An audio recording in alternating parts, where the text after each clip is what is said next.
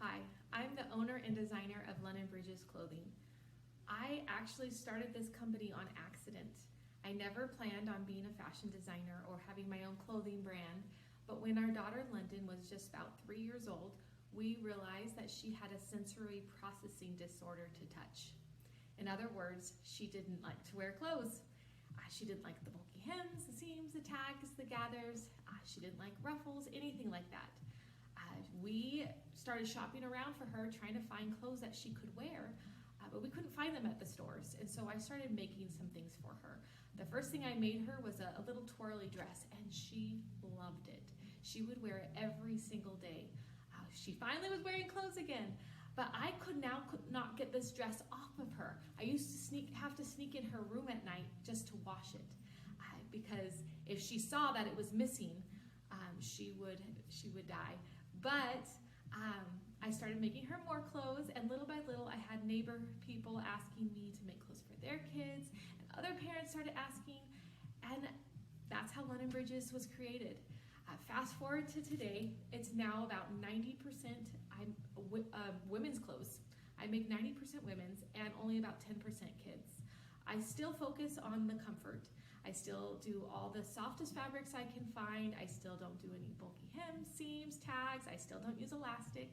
Now I find fabrics that will never fade, shrink, or wrinkle. And I only do a limited run, so everything is very limited. And I design my own patterns, and things are just constantly changing. It's been so fun. When we started this company back in the day when London was little, we were actually living in a tiny little apartment. I would sew all day long, and I would, actually the first fabric that I had was, believe it or not, an old tablecloth. And actually I found at the thrift store a big roll of vintage fabric. So those are the two first things that I used when I started this company. I would take them to the farmer's market, the items of clothing that I made, and I would sell them at the farmer's market. And then some people would come to my house and I'd sell them from my front porch. With the money that I made, I took all of that and I would put it back into the company, and I'd buy more fabric, and I would just grow like that. That's how I grew. We moved into a home, and then I started running the business from our basement. I would ship orders, I would sew, I would package things, I would sell from our front porch. And till today, now I get to go, and when I buy fabric, I buy thousands of yards of fabric at a time. It's been so much fun, and now it's bigger than I can handle. So I actually was able to hire local seamstresses here. I still do all the designing, I still hunt for all the fabric, but now we're actually in a warehouse space. We are actually in a storefront, and customers can come here instead of coming over and shopping on my front porch, which you're always welcome, but you get to shop here.